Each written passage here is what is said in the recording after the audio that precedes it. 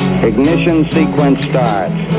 6, 5, 4, 3, 2, 1, 0. Liftoff. We have a liftoff.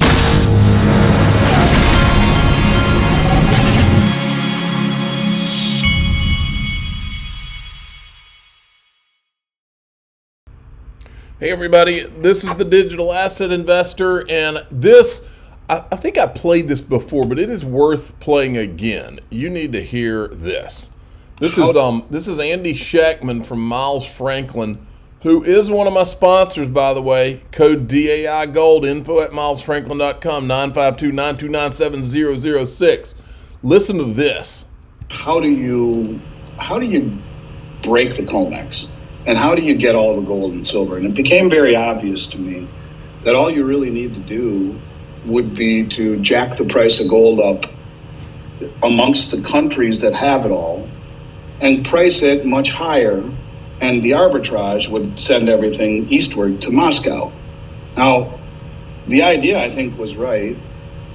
The location was wrong. Now, there are people saying that this has to do with import regulations and yada, yada, yada. But I want to tell you what's happening right now in China. And if this doesn't wake them up as to how they can really win this game. In China, a few days ago, I haven't looked at it today, but in a few days ago, a really, really, really unusual event has been taking place. And that is the difference in the price of gold in China versus here in the United States. And when you talk about arbitrage, arbitrage is something that you can do on just a few cents different, trading large amounts from one exchange to the other. We're talking a historic price divergence, and yet you don't hear the mainstream media talking about this. A few days ago, gold was priced at $2,020 in China when it was $1,909 here in the United States. And so, you're talking about a 6% spread between COMEX, LBMA physical, and what could be delivered into China. The arbitrageurs will have a field day with this. And so when you talk about physical gold prices closing 6% above New York, London, and China is the largest producer and consumer of gold in the world, this large premium, it means that gold is going to flow to the BRICS and to the OPEC countries. This is the highest premium that's ever been paid 3 weeks after OPEC joined BRICS. 3 weeks after OPEC joined BRICS. So, is China playing their gold card right now? Have they increased the premium specifically to suck all of the gold from the Western vaults? Play that arbitrage card? I don't know, but if you get to the gold for oil stage and they have all the gold and they have all the oil production, do you see how this could get very dirty very quickly? Oh yes, that's a thumbnail. Very dirty, very quickly. You got that right. That's why I'm a buyer of gold. That's why Miles Franklin is one of my sponsors. Use code DAI Gold and call or email to get the best pricing. Okay, Anthony Welfare, excellent to see phase 2 of the Palau stablecoin. I'm assuming, yeah, he says it right here. The digital currency is issued on the XRP ledger. The XRPL-based ecosystem is then used to make payments and improve the financial accessibility to the Palau people. Using blockchain-based digital currency opens up so many innovative and useful opportunities, such as reduced fees associated with financial transactions, reducing carbon footprint, Palau is made up of 340 islands. There's got to be a private island somewhere in there. Maybe like a not evil private island that you could buy when all this goes off. I saw this. I got 2 clips from the interview between Mike Novogratz and Raoul Pal. Now remember, both of these guys are Bitcoin maxi guys, but they're also Ethereum guys, diehard Ethereum guys. And I think we're going to find out why in the clips I'm showing. But we're also going to find out that Mike Novogratz has 2 phones. Because of the SEC, I now have to carry 2 phones. I've got my personal phone and I got my work phone. My work phone has my Bloomberg on it and it's got my trading stuff. And this just listen, this is in my hotel room. I'm sitting there and I just see something on gold up 2.5%, 3%. Now, this has lifetime P&L of all my accounts. Nothing. And I'm like, Well, because of he's got the so he's got two phones. He says because of the SEC. Now, what that means, I don't know. But what I do know is if I was the SEC, the phone I would want to get my hands on would be the one he was communicating on when he somehow figured out and bet dimes to donuts just a few days before the Bill Hinman speech that the SEC would call Ethereum, they would say it was a security, but now it's not. That's the phone that the SEC needs to get a hold of, whichever one that is. Then we've got this. Remember, Mike Novograt's buddy is Joseph Lubin. He's the guy who was buying Ethereum he called Vitalik to buy Ethereum, supposedly. He bought it from the Ethereum Foundation, but Joe Lubin was his roommate in college. He also said in a video we played one time, that he had a guy at Consensus, okay? We know Joseph Lubin said several times that JP Morgan was there with Consensus before the mainnet launch. It was Consensus and JP Morgan that were behind the Ethereum, Enterprise Ethereum Alliance. And then here they tell you that they're both buddies with Jamie Dimon and they were trying to sell him on Bitcoin. But I'm not interested in what they had to say about Bitcoin. I'm interested in what their conversations were with Jamie Dimon about Ethereum and how far back they go. So here's what they said. One thing we've got to own up to is you and I tried to red pill or orange pill Jamie Dimon at the JP Morgan event in Miami. Yeah. And we failed. You know, it's one of those funny things. I remember I heard Elizabeth Warren on TV and saying, well, it doesn't have any real value.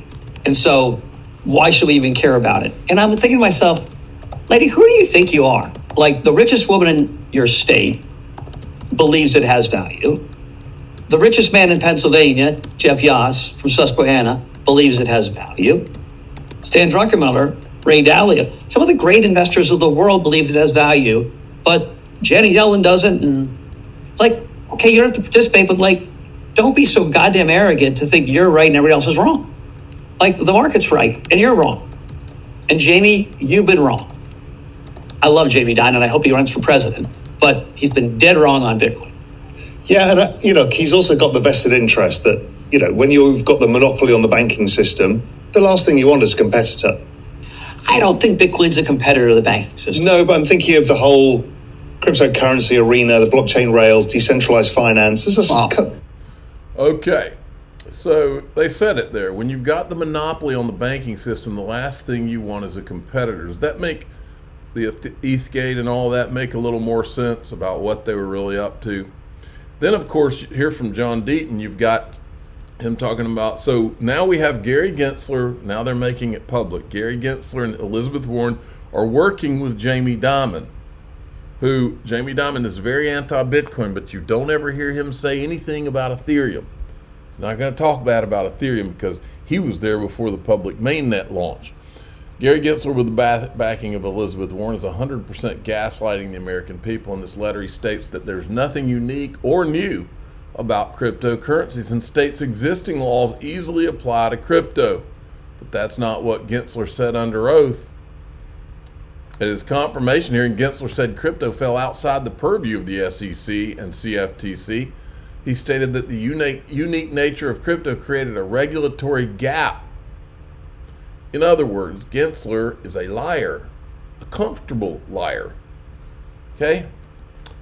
Then we got this. Here's one of the guys, I think this guy's from Metaco that Ripple just bought. But there are very few regulated exchanges on the world. So how can institutions at the moment invest and be secure that their wallet doesn't go busted like FTX or any other, bad thing we had in the past? I think that's the key when the market will accelerate. And don't forget the ETFs here, right? It's not and that's why I think in Germany we have the Z-Bank and Commerzbank now having gotten granted the custody license, because this way an institutional doesn't need to move away from these banks, because then they can stay with their bank, no onboarding required, and purchase digital assets this way. I think that these guys, I think Gary Gensler and his buddies that are in power right now, I think that they want to release the Kraken, no pun intended, for crypto after all this time of holding it back, and take credit for it in the election year. That's what I think they're up to.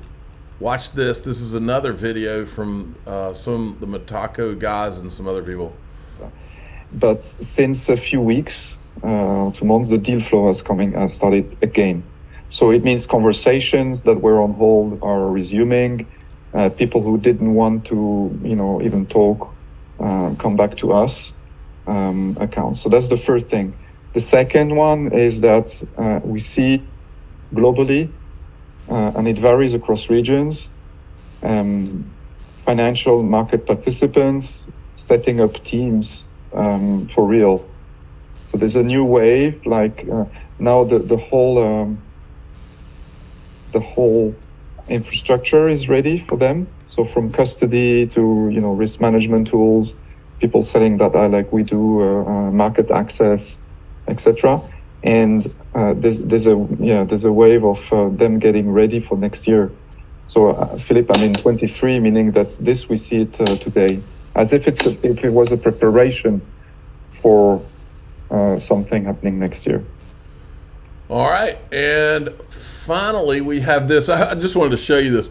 I spent the money. You pay like $100 and something bucks, and you get access to Grok and some other stuff on X. Now that I'm back on, and Grok is the XAI, so you can go in there and type anything you want. So I typed in, where's the best place to buy private equity for an investment as little as $2,500? Well, my dear human friend, it seems you're looking to dip your toes into the exciting world of private equity with the modest investment of $2,500. I must say you've come to the right place for a bit of guidance. He says there's a few platforms that says one such platform is linked to, which offers private equity investment opportunities with a minimum investment of $2,500. Boom. And that was the first one that it mentioned. So I thought that was interesting. They are one of my sponsors. We're going into DAIXRP.com. At the end of it, I'm going to show you some what I consider to be disturbing video. I think the predictive programming that has been done to this society for a long time it's disgusting, scary, and evil. And I'm going to show you what I think some of it is, and it's like, wow. And I'm going to combine it with something. But what I'm also doing is I've been looking into some things now. I've told you I'm not a financial advisor. Used to be, but I'm not now. But I'm gonna go. One thing I do a lot of in my personal life, and did it again here, is I wanted to go back and look what the top 20 performing stocks were in the financial crisis. I also looked to find what the top 10 asset classes are in recession. And then another thing I was interested in is the top 10 crypto companies by valuation. So I went and looked at all of these things, and that's what the other thing I'm going to cover in DAIXRP.com. I'm the digital asset investor. I'm not an investment advisor. This is for entertainment purposes only. Please subscribe, hit the like button, tell your friends and family. DAIXRP.com if you want to be disturbed and get some top 10 and 20 lists today. Thanks for listening. Here we go.